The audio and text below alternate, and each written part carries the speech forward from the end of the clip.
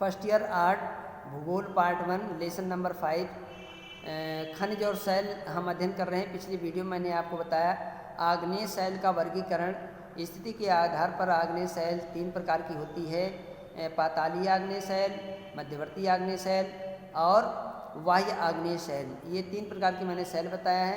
आग्नेय शैल, तो आज हम देखेंगे आग्नेय शैल की विशेषताएं और आर्थिक महत्व। जो आग्नेय शैल होती है जिसे प्राथमिक शैल कहते हैं, तो इसकी क्या विशेषताएं हैं, तो आइए देखते हैं। आग्नेय शैल का निर्माण ज्वालामुखी श्रृंखले पदार्थों या मैग्मा द्वारा। मैंने बताया था धरती के अंदर अतल गहराई में जाने पर प्रति 32 मीटर गहराई पर जाते हैं तो 1 डिग्री तापमान हमारा धरती के अंदर जाने में ज़्यादा हो जाता है। ऐसे अतल गहराई में जाते हैं तो बहुत ज़्यादा तापमान बढ़ने के कारण और दबाव के कारण क्या होता है, धरती के अंदर की शैलें पिघल जाती है, तरल अवस्था में हो जाती है। तो जो शैलें पिघल जाती है, तरल अवस्था में हो जाती है, तो उस तरल पदार्थ को मैग्मा कहते हैं। और वो मैग्मा क्या होता है, बहुत तेज़ी से ज्वालामुखी विस्फोट के कारण बाहर निकल के आता है, उसे लावा कहते हैं। तो ये कह रहा है कि जो आग्नेय शैल का निर्माण है किससे बनता है, मैग्मा से बनता है, क्योंकि ज्वालामुखी विस्फोट के समय ही मैग्मा धरती के अंदर से बाहर निकलता है। तो इसका निर्माण कैसे होता है, मैग्मा से होता है।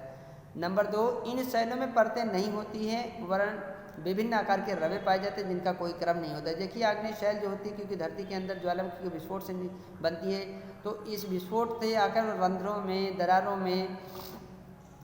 में और बाहर आकर जम जाती है। तो इसमें परत नहीं पाई जाती है, इसमें परत नहीं पाई जाती है। और इनके जो रवे होते हैं, इनके जो कण होते हैं, वो बिना क्रम के होते हैं, बिना आकार के होते हैं, बड़े छोटे ऐसे वैसे होते हैं, कहीं बड़ा है कहीं छोटा है, इस तरह के होते हैं। तीसरा है, ये शैलें बहुत सघन तथा कठोर होती है, इस पर अपक्षय अपरदन की क्रिया का प्रभाव बहुत कम होता है। तो ये देखिए तीसरी इसकी जो विशेषता होती है, ये शैल बहुत सघन और कठोर होती है। क्योंकि ये तरल पदार्थ होती है, तरल से होकर सीधा जो है वायु के संपर्क में आने से जो कठोर बनती है, तो ये बिल्कुल पत्थर की भांति सख्त होती, कठोर होती है।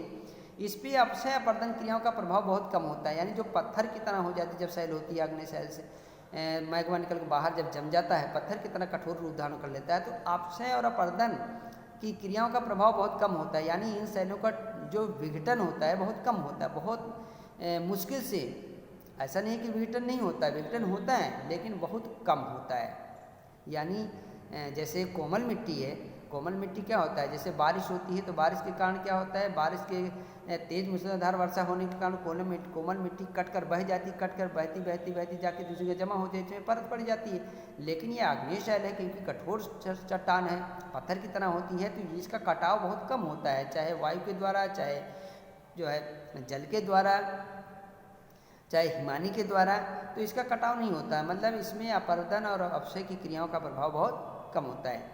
नेक्स्ट, ये शैलें कठोर होने के कारण आरंध्र होती हैं, इनमें जीवाश्म या जीवावशेष नहीं पाए जाते। इन शैलों में जल केवल संधि स्थलों की कठिनाई से ही प्रवेश कर रहा है। ये शैलें आरंध्र होती है। आरंध्र का मतलब ये है कि आप देखेंगे, यानी पानी इसमें प्रवेश नहीं कर सकता है। जो कठोर पत्थर है, अगर पत्थर आप रख दो, पत्थर कहो कि पत्थर पानी ऑब्जर्व कर लेगा, तो पत्थर पानी को ऑब्जर्व नहीं करता है, ठीक है। तो पानी इसमें जो है अवशोषित नहीं, ये पानी को अवशोषित नहीं कर पाता है, पानी प्रवेश इसमें नहीं कर पाता है।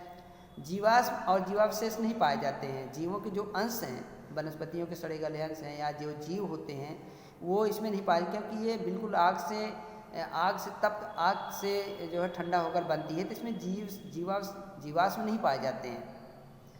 इन शैलों में जल केवल संधि स्थलों में कठिनाई से प्रवेश करता है। मतलब जो इसकी संधि है या जोड़ है, जहाँ पर दरार है, उनमें पानी प्रवेश करता है, बाकी इनमें पानी प्रवेश नहीं करता है।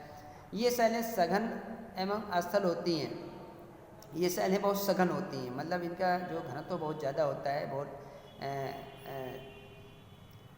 ये सघन होती हैं। ये आग्नेय शैलों का संबंध ज्वालामुखी क्रिया से आता है, उनका वितरण ज्वालामुखी क्षेत्रों में पाया जाता है। यानी इसका जो संबंध है ज्वालामुखी से होता है, ज्वालामुखी से इसका निर्माण होता है, तो ज्वालामुखी क्षेत्र वाले भागों में आग्नेय शैल पाई जाती हैं। तो ये होगी आग्नेय शैल की विशेषताएं। धरातल पर सबसे पहले आग्नेय शैल की उत्पत्ति और विस्तार हुआ तो भारतीय शैलें छोटा नागपुर का पठार, राजमहल की पहाड़ियाँ, रांची का पठार पाई जाती हैं। ग्रेनाइट, ब्रेसाल्ट, गैब्रो, डायोराइट अन्य आग्नेय शैलों के सबसे उत्तम उदाहरण हैं। फिर इसमें आइए देखते हैं आग्नेय शैलों का आर्थिक महत्व है। आग्नेय शैलों का आर्थिक जो दृष्टि से बड़ी महत्वपूर्ण होती है। नंबर 1 है, आग्नेय शैलों में सोना, चांदी, तांबा, रेडियम, जस्ता, सीसा, अभ्रक, क्रोमाइट, मैग्नीज, गंधक तथा मैग्नीसाइट आदि बहुमूल्य खनिज पाए जाते हैं, जिस पर व्यापार और उद्योग केंद्रित हो चुके हैं। दूसरा महत्व है अग्नि शैलों के अपक्षय अपरदन से उपजाऊ काली और जलोढ़ मिट्टी का निर्माण होता है, जो कृषि उत्पादन की दृष्टि से बहुत महत्वपूर्ण होती है, क्योंकि काली मिट्टी अत्यधिक उपजाऊ होती है। जो आग्नेय शैल होती है, देखिए जब ज्वालामुखी का विस्फोट होता है तो विस्फोट में एक तो तरल पदार्थ निकलता है, दूसरे उसमें धुआं, आग और राख निकलता है। तो जो धुआं होता है उसका राख होती है वो निकल करके चारों तरफ फैल जाती है, तो राख से क्या होता है, काली मिट्टी का निर्माण होता है। काली मिट्टी आप जानते हैं सबसे ज़्यादा उपजाऊ होती है, काली मिट्टी को कपास की मिट्टी भी कहते हैं। तो इससे जो है ज्वालामुखी के विस्फोट से काली मिट्टी का निर्माण होता है। दक्षिण भारत में जो महाराष्ट्र का उत्तरी भाग और मध्य प्रदेश का पश्चिमी भाग, गुजरात वाला जो क्षेत्र है वो काली मिट्टी से बना हुआ है, ज्वालामुखी क्रियाओं से उसका निर्माण हुआ है। तो ये बहुत ही उपजाऊ होता है। लेकिन जहाँ तरल पदार्थ आके जम जाता है तो वहाँ की भूमि क्या हो जाती है, वो पूरी बंजर हो जाती है, और जहाँ ज्वालामुखी से निकला हुआ राख जमा हो जाता है वो बहुत ज़्यादा उपजाऊ हो जाता है। तो ये इसका आर्थिक महत्व है। इन चट्टानों में से निर्मित मिट्टी, काली मिट्टी, कपास, गन्ना आदि व्यापारिक फसलें उगाई जाती है, जिनसे विभिन्न उद्योगों को कच्चा माल प्राप्त होता है। तो इस प्रकार देखिए हमने देखा कि आग्नेय शैल आर्थिक दृष्टि से बहुत महत्वपूर्ण है। इन शैलों के क्षेत्र जहाँ खनिज पदार्थों के भंडार होते हैं, वहीं खनिज युक्त उपजाऊ मिट्टी भी पर्याप्त मात्रा में पाई जाती है। अतः आर्थिक दृष्टि से आग्नेय शैलों का बहुत बड़ा महत्व है, महत्वपूर्ण स्थान है। तो ये सवाल आज से देखिए इसमें हो गया आग्नेय शैल की विशेषताएं और आग्नेय शैल का आर्थिक महत्व। यानी आग्नेय जो शैल होती है इस उपजाऊ मिट्टी का निर्माण होता है, इसमें महत्वपूर्ण जो होते बहुमूल्य खनिज पदार्थ पाए जाते हैं, और जो है तो ये इसका जो है क्या हो गया, आग्नेय शैल का आर्थिक महत्व है। तो आज की वीडियो में इतना ही। नेक्स्ट वीडियो में इसके आगे का भाग आपको पढ़ाया जाएगा।